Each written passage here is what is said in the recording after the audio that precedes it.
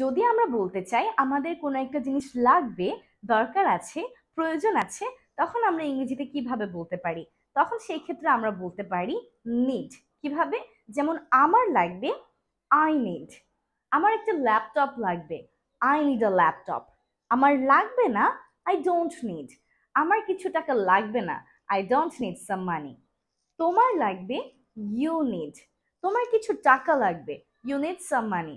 তোমার লাগবে না, ইউ ডোন্ট নিড। তোমার একটা বিড়াল লাগবে না, you don't need a cat. তার লাগবে, হি নিডস, শি নিডস। তার কিছু বই লাগবে, হি নিডস সাম বুকস অথবা শি নিডস সাম বুকস। তার লাগবে না, he doesn't need, she doesn't need. তার তোমাকে দেখা লাগবে না, he doesn't need to see you, she doesn't need to see you. আমাদের লাগবে, উই নিড।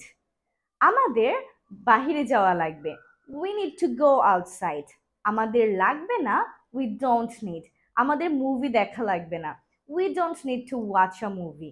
তাদের লাগবে, দে নিড।